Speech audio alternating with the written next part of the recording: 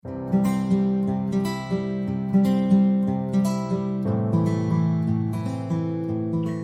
gracias, doctor Valdivia. Muy agradecido por su bienvenida. Soy alumno del doctor Valdivia de la Universidad de Concepción y ahora colega también del mismo departamento. Y felicitar esta iniciativa también, que yo creo que aporta a la comunidad universitaria, aporta, digamos, a la zona. Efectivamente, yo pertenezco a este equipo de psicotrauma que comenzó el año 2009 por una iniciativa pionera en ese momento de la doctora Daisy Ebner, quien inició en el servicio este camino que ha seguido y apoyando. Hemos sido en ese sentido referentes a nivel nacional en intervención de salud mental en emergencia y desastre, y eso ha perdurado. La gente ha ido cambiando, evolucionando, y nuevamente estamos en este trabajo en capacitación permanente, y agradecido de que nos den la posibilidad de mostrar lo que estamos haciendo, y también para darle un poco de seguridad a la población de que muchas veces lo que se hace no se visualiza. Esta es una ventana para visualizar lo que se está haciendo en forma muchas veces silenciosa, pero hay un trabajo de muchos profesionales que están en estos momentos liderando intervenciones en la comunidad, en lugares donde mucha gente no se atreve a entrar, donde muchas veces han sido rechazados por esta estigmatización también que hay de la enfermedad, en los hospitales, con mucho temor también, obviamente, a contagiarse, pero es parte, obviamente, del trabajo que uno como funcionario de salud se compromete a realizar. Dentro de lo que yo quería comentar y dedicar algunas palabras, digamos, que se nos solicitó hablar de intervenciones de apoyo psicológico en el contexto de la pandemia. Y para poder hablar de catástrofe, que es como en el fondo lo que nos dijeron que era la pandemia, en el sentido de la homologación, respecto al concepto, cuando se decreta la pandemia, que eso fue el 10 de marzo, la OMS decreta una situación de pandemia, se activaron muchas alarmas a nivel mundial, y Chile no estuvo exento de eso. Ya había llegado el primer caso, ¿cierto?, a la ciudad de Talca, un colega médico que vivía al extranjero, y se empieza obviamente a generar en Chile directamente lo que es el impacto de esta pandemia. Pero para poder contextualizar finalmente el apoyo psicológico en los distintos tipos de víctimas, yo quisiera hacer una pequeña reseña para tener claro algunos conceptos, ¿ya? Los conceptos que vamos a revisar son los conceptos de urgencia, emergencia, qué es lo que es un desastre, una catástrofe, una calamidad, muy brevemente. Cuando hablamos de urgencia o accidente, estamos hablando de un evento que se realiza o se produce, que genera afectación a pocas personas y sin un gran impacto respecto de la respuesta a nivel de la comunidad. Estamos hablando, por ejemplo, un accidente de tránsito, un incendio, donde vemos la acción, ¿cierto?, del equipo de salud, del SAMU, de bomberos, donde Carabineros, ¿cierto?, moviliza el tránsito, bomberos le saca el auto a la persona y SAMU finalmente realiza su trabajo. Es una urgencia, no hubo afectación del sistema. Cuando hablamos de una emergencia, desde el punto de vista de impacto, esta afecta a un número mayor de personas y tiende a poner al límite la capacidad de respuesta de los servicios habituales de urgencia. Ejemplo, para los que somos de Concepción, el accidente de la Cuesta Tomé del bus de la barra del equipo de O'Higgins. ¿Qué sucedió ahí? Un volcamiento con una gran cantidad de fallecidos, gran cantidad de heridos, donde el sistema se pone a prueba, ¿ya? Bomberos de Tomé tienen que pedir ayuda a bomberos de otras comunas, Concepción, Talcahuano, Penco, se activan, ¿cierto?, los servicios de urgencia, tanto del Hospital de Virquén, Hospital de Tomé, Hospital Regional, Hospital Higuera, y la situación obviamente se genera o pone al límite la capacidad de respuesta. Eso es una emergencia. Cuando hablamos de un desastre, estamos hablando de un episodio o una situación traumática que genera un alto nivel de estrés a los individuos de una sociedad o una gran parte de ella, con una alteración del funcionamiento tanto a nivel comunitario como individual. Las demandas creadas exceden los recursos habituales de respuesta con los que cuenta afecta a la comunidad. Ejemplo de eso, por ejemplo, los incendios forestales de Florida, Quillón, donde hubo obviamente pérdida de casas, pérdida de vidas humanas, donde la capacidad de respuesta local, estamos hablando de estas comunas pequeñas, fue sobrepasada, y se generaron muchas ayudas externas, pero donde los equipos no están afectados por el episodio o por el impacto.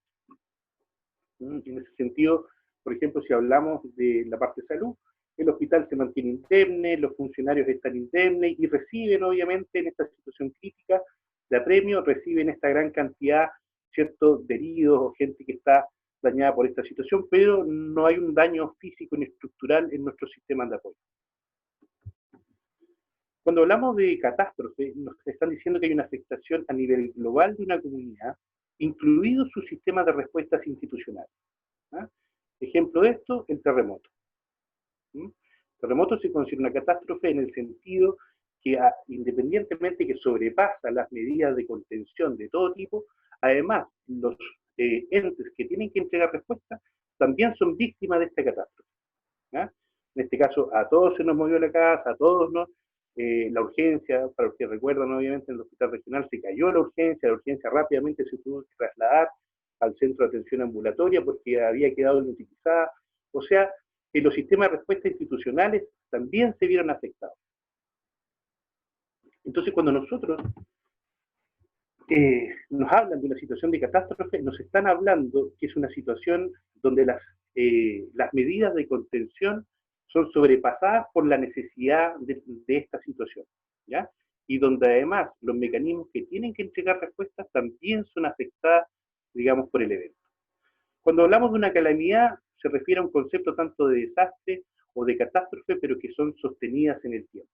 O sea, esta pandemia como catástrofe, si se sostiene en el tiempo, pudiera llegar a ser una calamidad. Ejemplo de calamidad son las guerras, las sequías, ¿ya?, que son sostenidas en el tiempo, que pueden durar meses, incluso años.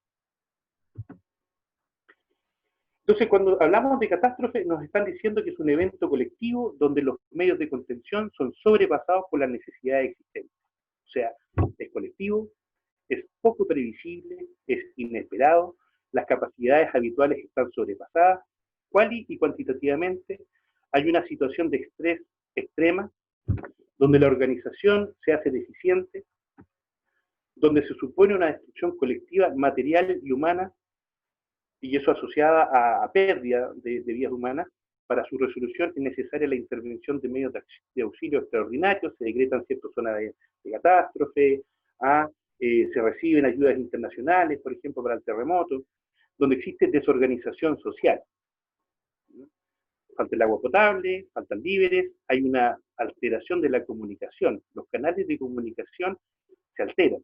Y hay ejemplo claro en esta pandemia cómo se han generado conflictos y muchas veces polémicas solo por el hecho de un mal uso de los medios de comunicación o del mensaje que se quiere entregar. Se altera el orden público, hay problemas con la gestión de cadáveres, hay incertidumbre. Entonces, cuando nosotros nos dicen, y eso es importante tener en consideración, respecto al concepto y conciencia de catástrofe, ¿sí?, que creo yo que en esta situación de pandemia ha habido como una deficiente incorporación del concepto. Cuando nosotros nos dicen que estamos en una situación de catástrofe, nos están diciendo eso, que las medidas de contención son insuficientes, que va a haber caos, que va a haber desorganización, que va a haber problemas de comunicación, que van a haber falta de insumos, que van a haber falta de recursos, que va a haber destrucción, que va a haber muchas víctimas.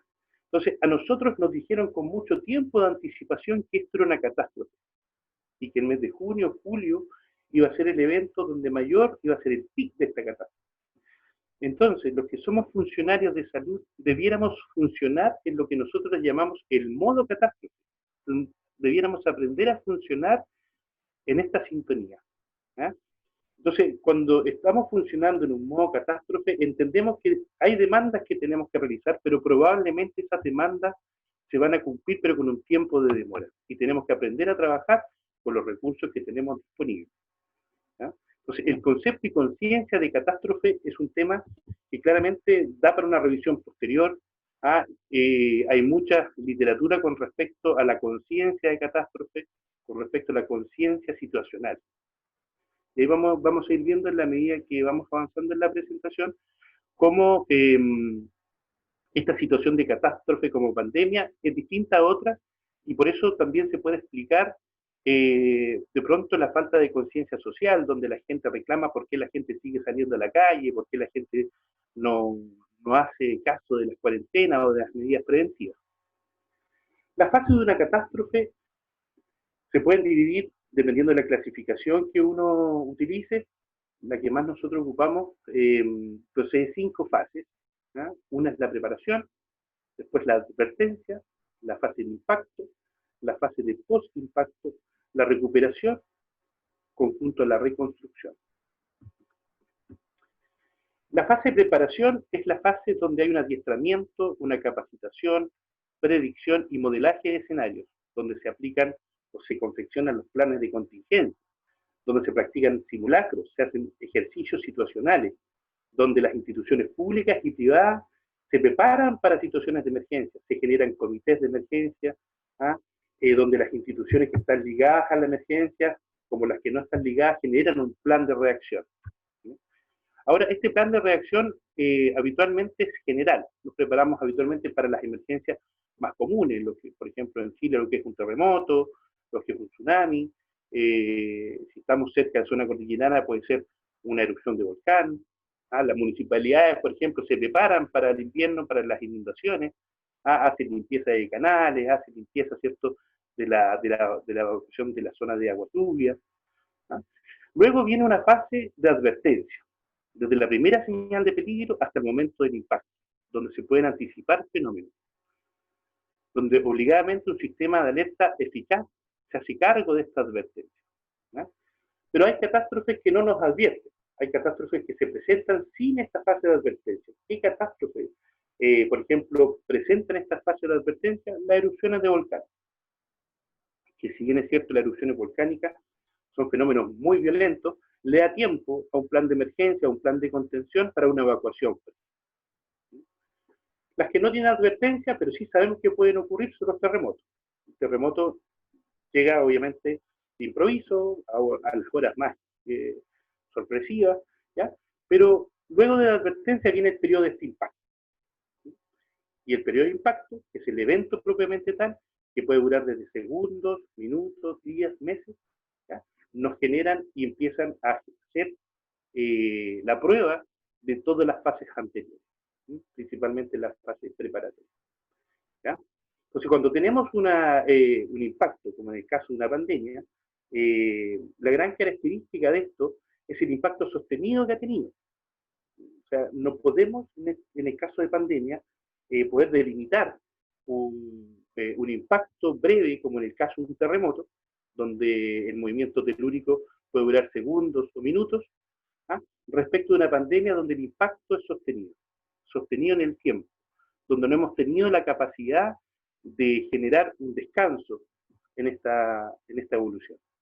Entonces, eso genera, tanto en la población como en las víctimas terciarias, que son los respondedores, ya un fenómeno de agotamiento, que vamos a revisar cuando hablemos del estrés de la catástrofe. Entonces, luego de este impacto, que ya empieza a poner a prueba, ¿cierto?, o da el inicio inmediatamente posterior a todo lo preparatorio, se pone a prueba esta preparación. Se generan los puestos de mando, se activan los comités de emergencia, se trabajan los planes de emergencia, se hace un despliegue de todos estos equipos, tanto carabineros, bomberos, salud, quienes se preparan, digamos, para sostener el posimpacto de una catástrofe. Obviamente, por definición, eso siempre va a ser insuficiente, porque eso nos dicen cuando nos dicen que hay una catástrofe. Después de esto viene el periodo de recuperación y de reconstrucción, donde finalmente se reanudan las funciones propias de las instituciones y de la comunidad. Eso puede ser a muy corto plazo, a mediano plazo, a largo plazo. En el caso de esta pandemia, probablemente va a ser a largo plazo. Entonces, cuando hablamos de una catástrofe, esto inevitablemente va a generar como respuesta un estrés. Un estrés en los distintos tipos de víctimas que se pueden producir en una catástrofe. Ahora, si hablamos del estrés, el estrés es una forma de adaptación que tiene nuestro organismo, que nos ayuda a soportar la exigencia de la vida. Entonces nosotros funcionamos bajo estrés y muchas veces funcionamos mejor bajo estrés. Ahora, ¿qué implica eso? Que nuestro organismo está capacitado para responder. Se generan secreción, ¿cierto?, de neurotransmisores. Estos neurotransmisores modulan sustancias que nos permiten soportar el estrés. Hay distintos tipos de estrés. El estrés de la vida cotidiana, ¿cierto? El estrés académico, el estrés laboral, el estrés económico. ¿Ah? Sin embargo, nuestro organismo consume estas sustancias, pero las va reponiendo en la medida, ¿cierto?, conforme pase los días o el tiempo. Habitualmente nosotros ocupamos nuestros tiempos de vacaciones, los fines de semana, para reponernos de este estrés permanente que puede.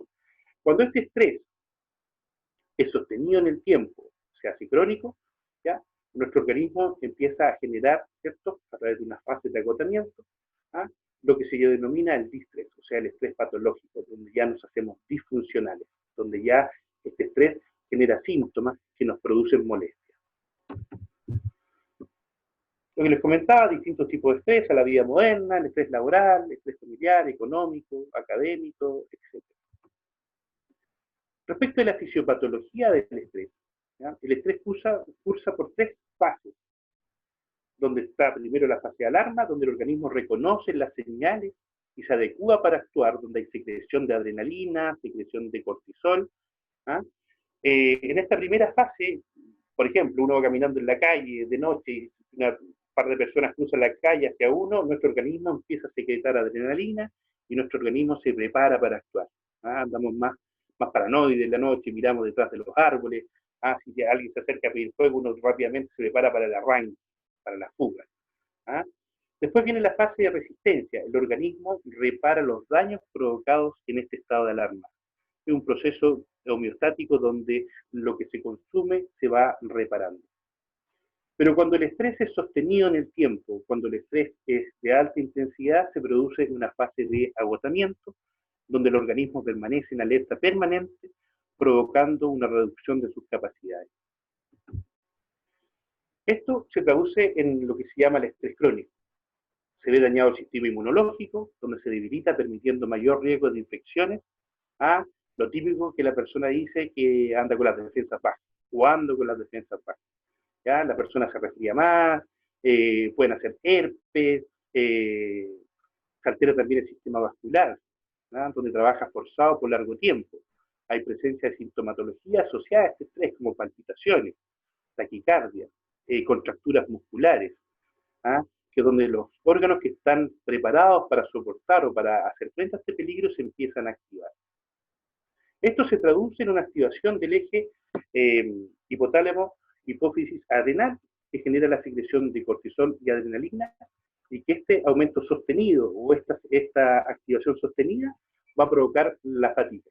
¿Qué es lo que estamos viendo en la actualidad en distintos tipos de víctimas? Que es lo que vamos a revisar.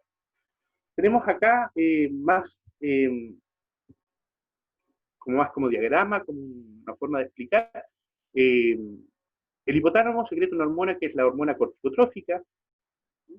Esta hormona corticotrófica va a estimular la hipófisis, específicamente la adenihipófisis, secretando la hormona adenocorticotrófica que va a la glándula suprarrenal. Desde la glándula suprarrenal se produce secreción de cortisol, que va al sistema inmunológico. Este sistema inmunológico es lo que produce finalmente esta cascada periférica a través de citoquinas, que son proteínas moduladores del sistema inmunológico que hacen que nuestras defensas empiecen a estar bajas.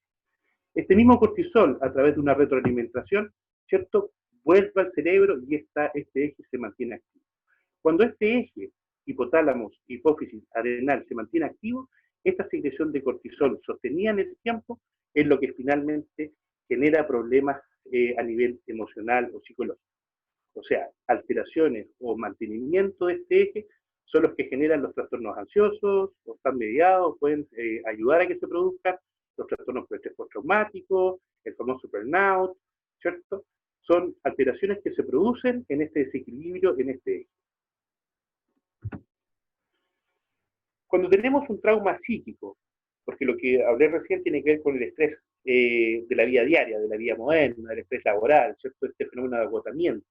¿Ya? Pero cuando hablamos de un trauma psíquico, estamos hablando de una situación que por su cualidad de abrupta o de magnitud genera una significación de inminente destrucción psicofísica, desbordando la posibilidad de elaboración psíquica, siendo potencialmente capaz de provocar un cuadro sindromático. Estamos hablando de un estímulo muy potente. En este caso, la situación que estamos viviendo en la actualidad, donde hay muchos temores. Temor a la muerte, temor a contagiar, temor a que les pase algo a mis seres queridos, temor a que si me contagio voy a contagiar a mis seres queridos. Ahora, desde el punto de vista del trauma psíquico y desde el punto de vista de las intervenciones de contención, nosotros lo que buscamos es prevenir, ¿cierto?, las patologías psiquiátricas más severas y que generan mayor disfuncionalidad, que afortunadamente, en términos de porcentaje, son las menos. Estamos hablando de un porcentaje de un 5, un 10, incluso algunos estudios de un 12%, de los trastornos por estrés postraumático, el trastorno por estrés agudo, o algunas otras manifestaciones como los trastornos disociativos, ¿cierto? Entre ellas, la amnesia disociativa, la fuga disociativa, los trastornos de identidad disociativos, trastornos de despersonalización. Ahora, ¿qué genera este trauma psíquico? ¿Por qué esta variación en los porcentajes? Porque los traumas psíquicos secundarios a catástrofes hay diferencias dependiendo de la catástrofe. O sea, no es lo mismo psíquicamente vivir un terremoto que vivir, por ejemplo, un atentado terrorista, un bombazo. Ejemplos en los metros de París, de Madrid, Atocha, por ejemplo, donde el nivel de impacto psíquico es mucho mayor. Ahora, los estudios que buscan la causalidad de esta diferencia de porcentaje hablan que nosotros tenemos una suerte de desesperanza aprendida respecto de los terremotos. O sea, nosotros nos crían desde chiquititos sabiendo que en algún momento de la vida vamos a vivir un terremoto. Ya nuestra familia nos habla, nuestros abuelos nos hablan del terremoto del 39, nuestros papás nos hablan del terremoto del 60, y nosotros claramente le vamos a hablar a nuestros hijos del terremoto del 2010. Entonces, eso nosotros ya lo tenemos incorporado dentro de nuestra genética. Sabemos que esto funciona de esa manera, entonces, frente a un fenómeno como tal, como trauma psíquico, las consecuencias severas de esto habitualmente tienen un impacto más acolchonado. Pero un atentado terrorista, a uno no lo preparan para eso. Salvo que uno viva en, no sé, pues, zonas de guerra, donde hay ciertos eventos de larga duración de años, donde las familias finalmente se acostumbran a vivir en contexto de guerra, uno no está preparado para un atentado terrorista. Entonces, habitualmente uno tiene una sensación donde uno puede percibir un enemigo. Acá en Chile, frente a un terremoto, tendríamos que patear la tierra, como para vengarnos, digamos, del evento. En cambio, en una situación donde hay una conducta humana que genera una destrucción, ¿cierto? Yo fijo ahí un culpable. Cuando hablamos de intervenciones de salud mental en desastres y catástrofes, nosotros nos focalizamos, ¿cierto?, en los distintos tipos de víctimas que genera una catástrofe. Dentro de la catástrofe podemos identificar víctimas primarias, víctimas secundarias, víctimas terciarias y víctimas cuaternarias. Y nuestro trabajo de intervención nace de esta clasificación. ¿Quiénes son las víctimas primarias? Son las personas que sufren a consecuencia directa del desastre. En este caso, de pandemia, las personas contagiadas COVID-19. Las víctimas secundarias son los familiares de estas víctimas. Los familiares de los contagiados, los familiares de los fallecidos. Las víctimas terciarias son el personal de salud o los grupos de respondedores, de rescatistas que prestan auxilio. En esta pandemia, obviamente, todo el personal de salud que está trabajando incansablemente, también obviamente se asocia a esto carabineros, bomberos, dependiendo del tipo de la catástrofe. Y las víctimas cuaternarias es la población general, la que está viendo las noticias, la que está permanentemente informándose y a veces mal informándose y va generando cierta situación de miedo, de terror, de angustia, de incertidumbre. Entonces nosotros tenemos como equipo diseñado un plan, que es el que estamos desarrollando, que se puede observar en este diagrama, nosotros realizamos un modelaje de escenarios críticos, dentro de los cuales todavía no estamos en el escenario, a nuestro juicio, más crítico, pero nos estamos acercando. Entonces, este diagrama se basa en los tipos de víctimas. Por ejemplo, las víctimas COVID-19, si nos vamos a las víctimas primarias, estas víctimas primarias pueden estar en sus domicilios, ¿sí? Y en ese sentido hay equipos domiciliarios, ¿sí?, de la atención primaria de salud, que son 22 equipos coordinados desde el Departamento de Salud, que hacen atención permanente y a las víctimas de COVID-19 que están haciendo el aislamiento en sus domicilios. También ellos se preocupan de las víctimas secundarias, estos también se preocupan de los funcionarios de salud que están haciendo el aislamiento en sus domicilios. Estos equipos domiciliarios cuentan con médicos, con enfermeros, con kinesiólogos, ¿ya? Y han sido capacitados en lo que nosotros llamamos el PAP, que es el primer auxilio psicológico. Estos 22 equipos que están trabajando en terreno, tienen una asesoría permanente de una dupla psicosocial, que es una dupla también generada desde profesionales de la red, coordinadas por nosotros, que semanalmente están haciendo reuniones al estilo de consultoría, donde pueden analizar casos clínicos o casos en que este equipo domiciliario tenga dudas respecto de alguna situación de algún paciente. También esta dupla psicosocial muchas veces hace de contención de estos equipos domiciliarios. La situación de pandemia ha generado, y eso está descrito también en otros lugares del mundo, o reaviva el concepto de estigmatización, de discriminación. Y así como los pacientes COVID han sido discriminados en muchos lugares, también los equipos de salud que los asisten han sido víctimas, y tenemos reportes también de que han sido agredidos, incluso apedreados. Las víctimas COVID-19 también pueden estar en los hospitales, y ahí tenemos, ¿cierto?, el Hospital Guillermo Gran Benavente, y tenemos el Hospital Traumatológico. El Hospital Guillermo Gran Benavente claramente tiene sus pacientes COVID-19 en escenarios críticos, por ejemplo, en unidades críticas como la UCI, la UTI, ¿no? Y el Hospital Traumatológico, en la zona mixta, ¿cierto?, tiene los pacientes COVID-19 que tienen criterios de hospitalización, pero todavía no son candidatos para pasar a unidades críticas como UTI o UCI.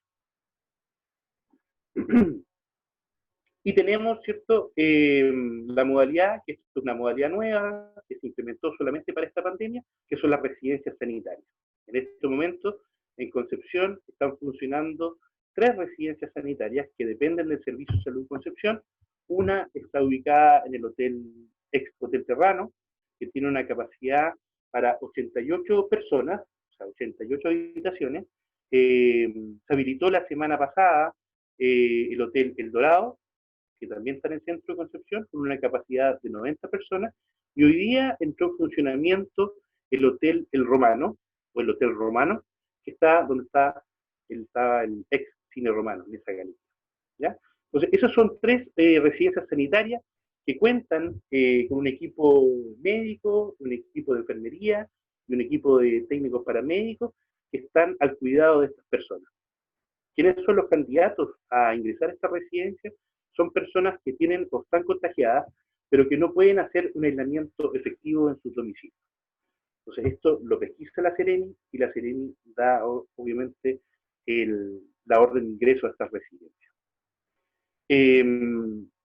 Además de este equipo médico, de enfermería y de técnicos paramédicos que están prestando apoyo en esta residencia se han ido implementando también con equipos y duplas psicosociales. Específicamente, la residencia del ex Hotel Terrano funciona con 22 profesionales de salud mental de la red en duplas psicosociales, donde se hace un seguimiento y una contención psicológica y emocional bajo la modalidad de primer auxilio psicológico de todas las personas que habitan esta residencia. En el Hotel El Dorado comenzamos con 10 profesionales la semana pasada. El Hotel El Dorado, desde el momento que se abrió, al tercer y cuarto día, ese hotel se llenó, y estamos haciendo y viendo la capacidad que tenemos para responder a esas 90 personas que van a estar ingresadas en esta residencia. Y tenemos la residencia que es el Hotel Romano, que tiene 48 plazas, ¿ya? De las cuales, como comenzó hoy día, tenemos que hacernos cargo con duplas psicosociales que buscan la contención psicológica de estas personas. Aparte de eso, también tenemos otras zonas o zonas críticas dentro de nuestro sistema, que son el laboratorio clínico, por ejemplo. El laboratorio clínico, que tiene personal, más de 100 funcionarios, que están procesando las muestras, las PCR, eso que se discute permanentemente en televisión, es un laboratorio que está trabajando 24 horas, que está sobreexigido, y también estamos diseñando un plan de intervención en estas unidades más críticas, por ejemplo el SAMU, que tiene 120 aproximadamente profesionales, funcionarios en 4 turnos, que están permanentemente, obviamente, activos, y que estas personas, como víctimas terciarias, reciben el impacto, ¿cierto?, de esta pandemia. Los hospitales de Coronel, Lota, están coordinados con sus equipos locales, el hospital traumatológico también. Cuando hay equipos locales que hacen un buen trabajo, esos equipos locales se coordinan con nosotros, pero ellos hacen su trabajo interno. El hospital de Lota, el hospital de Coronel, están trabajando en conjunto con los dispositivos de atención secundaria, que son el COSAM de Lota, el COSAM de Coronel. Los equipos domiciliarios que están allá también están siendo asesorados por profesionales de esos dispositivos. ¿Qué es la primera ayuda psicológica? Entiendo que ya se habló en estas charlas de PAP, pero siempre es bueno como refrescar. La primera ayuda psicológica es la asistencia humanitaria y práctica de apoyo a otro ser humano que estuvo expuesto recientemente a una situación muy estresante. Que abarca la primera ayuda psicológica, brindar ayuda y apoyo práctico de manera no invasiva.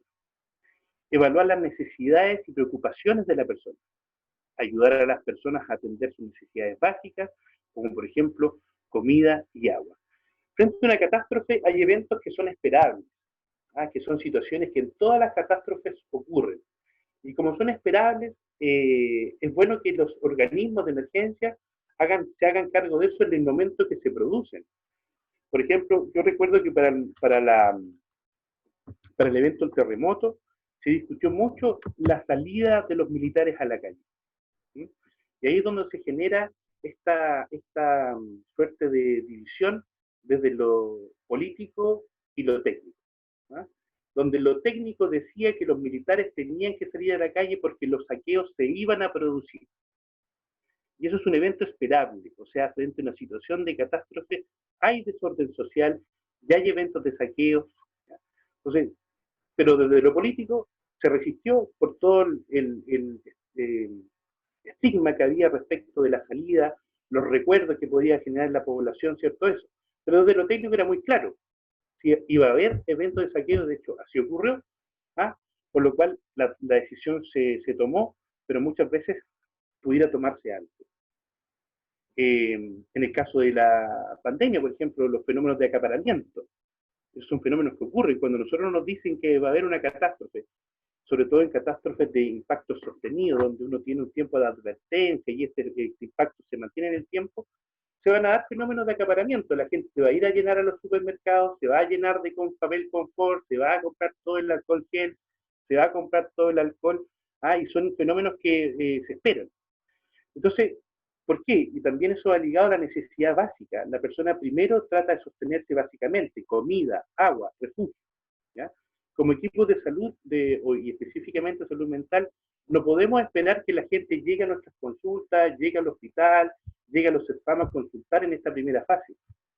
Habitualmente, y por eso es la importancia de estos equipos tienen que salir a la comunidad, para ver cómo está el escenario, para ver cómo quedó en caso de que haya destrucción de estructuras físicas, de casas, se generan refugios, la gente no sale de sus refugios, no sale de sus casas porque tiene temor a que los saquen, temor a que las roben, no salen de los refugios porque están esperando que pase el asistente social, ¿cierto?, la municipalidad que les hace el catastro, ¿ya? No se mueve. Entonces, uno es el que tiene que ir a la situación, o uno es el que tiene que ir a terreno. La primera ayuda psicológica busca, ¿cierto?, escuchar a las personas, no presionarlas, para que hablen, para que nos cuenten, reconfortar a las personas y ayudarlas a calmarse, ayudar a las personas a conseguir información, servicios de apoyo sociales, proteger a las personas de ulteriores peligros. para nosotros es clave el concepto de información. En el PAP que nosotros realizamos y dada los casi 3 meses de experiencia que tenemos con las primeras residencias, es que la gente en esta situación de pandemia lo que más solicita es información formal, ¿sí? Información fidedigna. Más que de pronto la contención o más que de pronto nos cuenten qué es lo que están viviendo emocionalmente, le preguntan a uno cuánto tiempo tengo que estar de cuarentena, qué pasa con mi familia, esos no fueron contactos estrechos míos, cuánto tiempo le van a hacer la PCR a mi familia, cuando yo salga de acá y cumpla los 14 días me van a hacer PCR, ¿quién me va a hacer la licencia médica porque yo trabajo? Y aquí se mezclan ciertos mutuales de seguridad, se mezclan muchas instituciones, la Serenía. La gente lo que busca en periodos de catástrofe es información.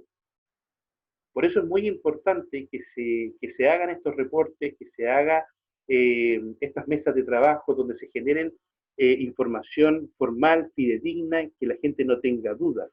Porque las dudas que generan en estos trastornos de la comunicación, lo único que generan en la población es incertidumbre y es angustia. Ahora, ¿qué no es la primera ayuda psicológica? No es algo que solo pueden hacer los profesionales. O sea, la primera ayuda psicológica no es un mecanismo, ¿cierto?, que puedan usar solamente los profesionales de salud mental. Esto está hecho para personas legos, lo puede hacer cualquier vecino, lo puede hacer cualquier profesional preparado y capacitado. No es una consejería profesional, no es una terapia, no es un debriefing psicológico, no se hace un análisis detallado del evento crítico, no es pedir a alguien que analice lo que ha sucedido o que ocurrió con los acontecimientos. Aunque la primera ayuda psicológica implica escuchar, no considera presionar a la gente para que relate lo que sintió o cómo reaccionó frente al suceso. No es equivalente al modelo de intervenciones críticas. En resumen, la primera ayuda psicológica tiene que ver con que el profesional o la persona que la va a realizar tiene que estar informada, porque lo que primero va a requerir la persona es información formal. Y eso tiene que ver con informarse sobre el evento crítico, informarse sobre los servicios que están activos, los servicios e instituciones que están funcionando, informarse con respecto a los aspectos de seguridad, informarse respecto a las instituciones que están prestando ayuda. Requiere de mucha observación.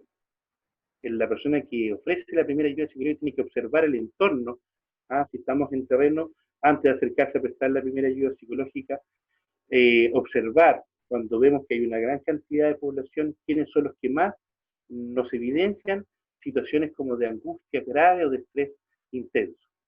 Y eso tiene que ver con observar muchas veces la corporalidad de la persona, como la inhibición, la persona que se queda callada, la que se queda inmóvil, en un lugar donde vemos mucha gente.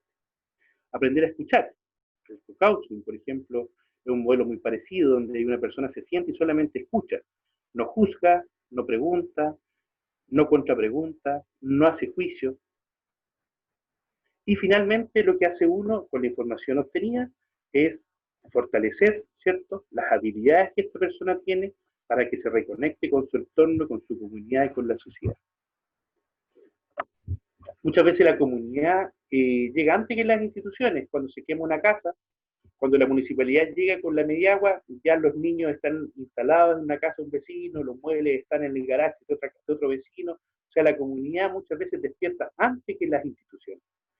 Entonces, muchas veces el primer auxilio psicológico casi inconscientemente lo entrega el vecino del que es víctima de una tragedia. Entonces, preparar a la población en primer auxilio psicológico para nosotros es un gran desafío.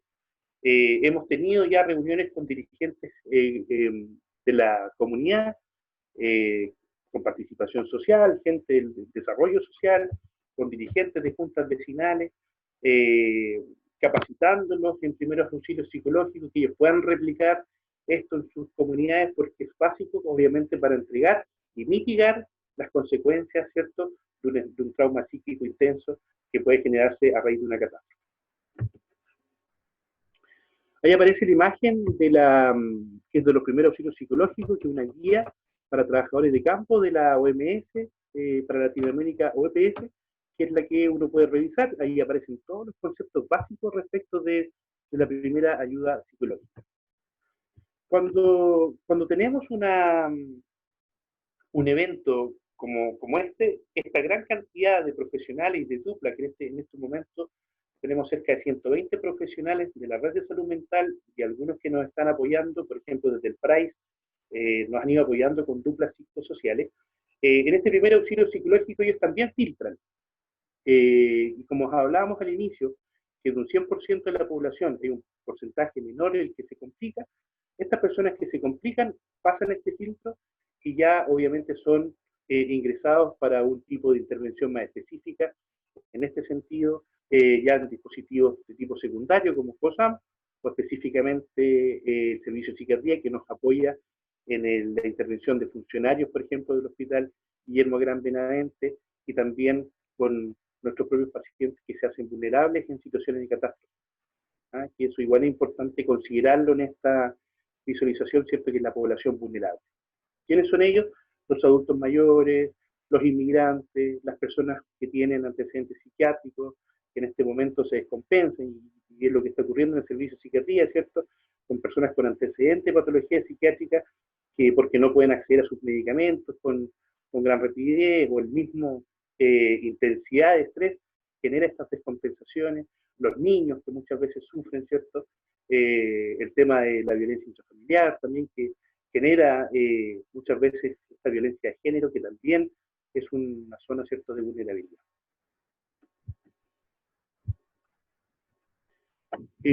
Eso sería, doctor, como muy resumido lo que quería comentarles hoy día respecto del apoyo psicológico y lo que estamos realizando respecto de contención.